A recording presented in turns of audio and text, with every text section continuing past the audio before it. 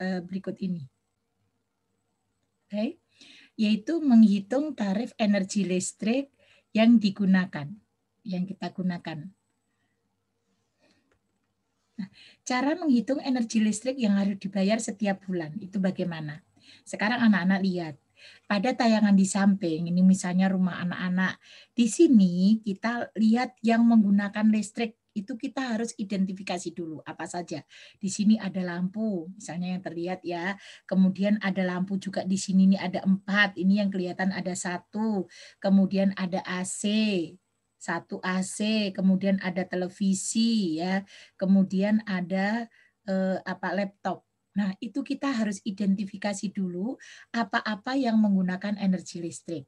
Nah, setelah kita identifikasi, kita misalnya harus tahu, oh lampu yang ini berapa watt? Oh lampunya 50 watt misalnya ini digunakannya 8 jam per hari. Tuh. Lampu yang ada 4 ini, 1, 2, 3, 4. Ini berapa watt? Misalnya 10 watt digunakan 10 jam per hari.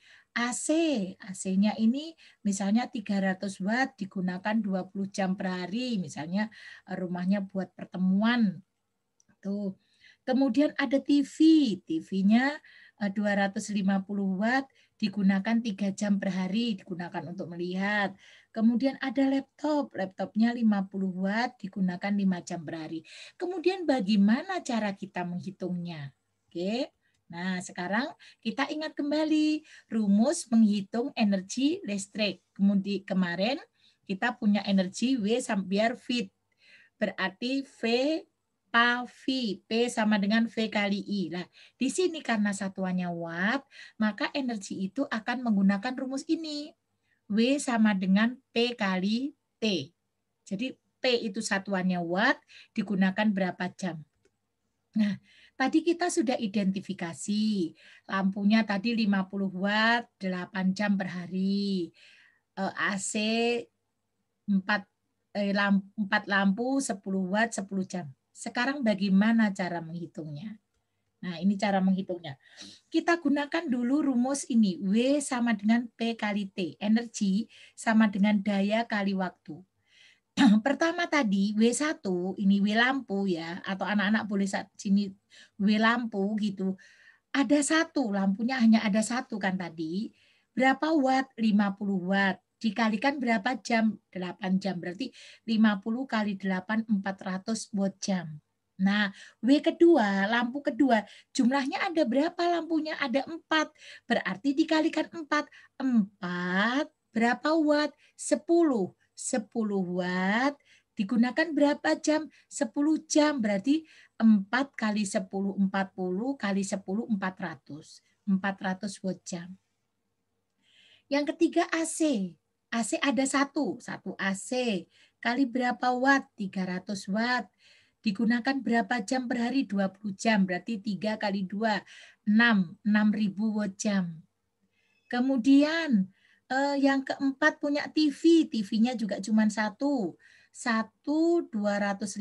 kali 3, 750 watt jam. Kemudian ada laptop 50 watt, ada satu laptop 50 watt kali 5 jam berarti 250 jam. Semuanya ini dijumlahkan. Ketika nanti sudah dijumlahkan, hasilnya kan ini 7.800 watt jam. 7.800 watt jam. Karena tarif rekening listrik itu kilowatt jam kWh, maka ini harus dibagi dengan 1.000. Maka menjadi 7,8 kWh. Nah, tarif rekening listrik yang berlaku itu ini Ibu ambil contoh misalnya 1 kWh Rp500. Nah, ini contohnya. Jika per kWh Rp500, berapa yang harus dibayar dalam 1 bulan? Anak-anak harus ingat, 1 bulan itu 30 hari. Berarti 7,8 kWh ini kali 30 hari kali Rp500. Berarti dalam 1 rumah itu yang harus dibayar dalam 1 bulan Rp117.000. Ya, jadi anak-anak harus tahu berapa alat yang digunakan gitu. Kemudian, bagaimana upaya menghemat energi listrik? Karena energi listrik itu lama-kelamaan juga bisa habis.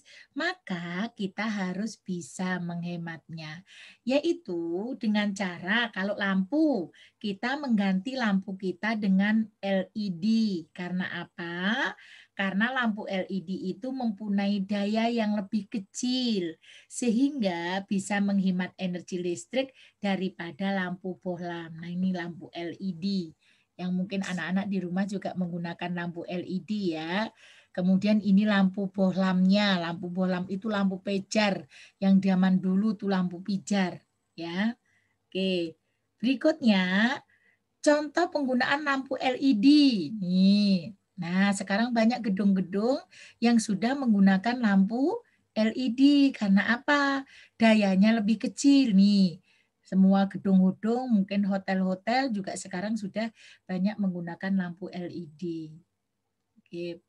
Kemudian, bagaimana biar kita itu aman menggunakan listrik? Prosedur aman. Yang pertama, mencabut kabel dari stop kontak bila tidak menggunakan peralatan listrik. Jadi anak-anak ketika tidak digunakan maka cabut kabelnya dari stop kontak tersebut.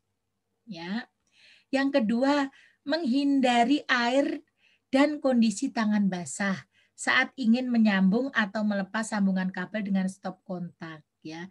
Karena walaupun bagaimana air bisa juga sebagai konduktor walaupun kurang bagus. Yang ketiga, tidak memegang lubang kontak atau sambungan kabel yang terbuka.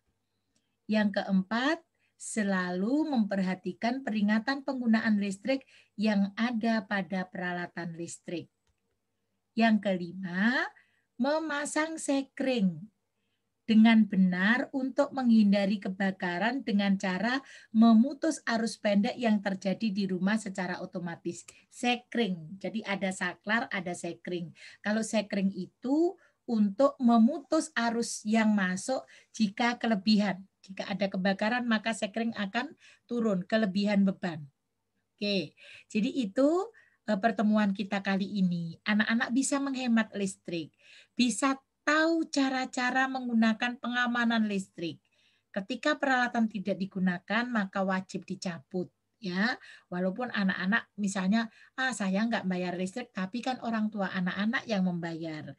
Tetapi anak-anak juga bisa harus menghemat listrik.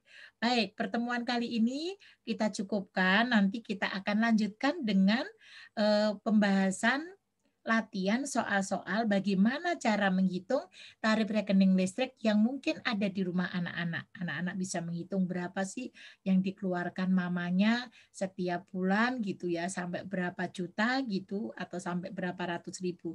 Baik, pertemuan kita kali ini sampai ketemu kembali anak-anak Ibu, selalu sehat, jaga kesehatan, jangan lupa menggunakan listrik seperlunya.